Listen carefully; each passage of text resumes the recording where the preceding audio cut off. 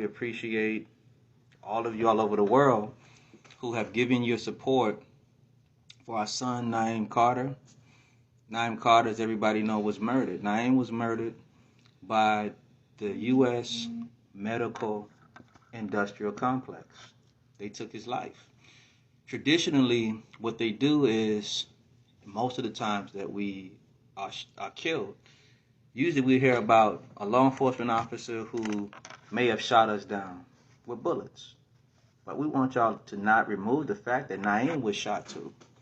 Nayim was shot, though, with drugs to stop his heart.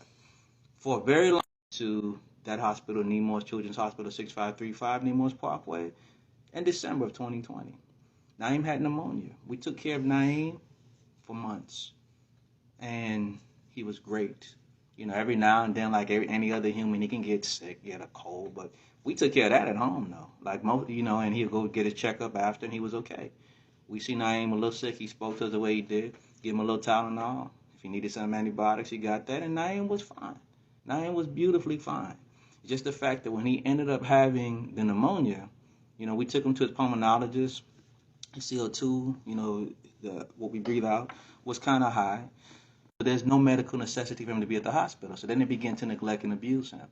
I and my wife, his mother, we had a situation, a circumstance with a doctor by the name of Dr. Potts. Dr. Potts is his name. Dr. Robert Potts, that's his name. He calls us out of the blue. Okay, we have somebody there all the time. Nayim is never left alone. It's not I or her, it's someone else. And they're always there. So he could have went in the room and had the conversation. But he calls and he says, I thought Nayim was having a seizure. So I gave him some Ativan. A large dose of Ativan now. He said he sings flat. This was in January now. He said he sings flat. He sings flat. So when my colleague come in the morning, we're going to declare him dead. We're like, you're not going to do that. And you did not have our permission to give him Ativan. So we said, it's not going to happen what you're talking about.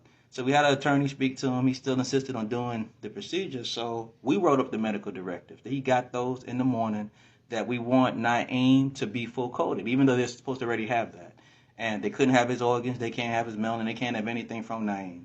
So we did that. So after we did that, they still continued to do the madness that they were doing. And so went there with paperwork, shut it down. Dr. Robert Smith is his name. Both doctors' name is Robert. And Dr. Langani is the one who made the phone call. So about the heart stopping. And that's the one who gave him the injection on Sunday. A week ago, she asked about his heart stop. A week later, she gives him something that made his heart stop. So anyways, getting to yesterday,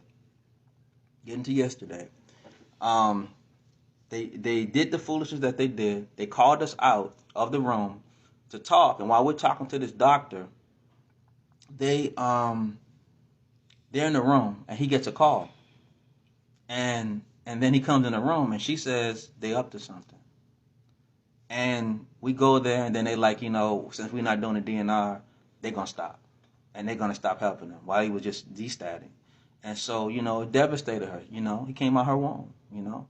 I'm his father. This is his mother. She carried him for 9 months. So anyways, you know, immediately, you know, leaped over them and got something at the hospital.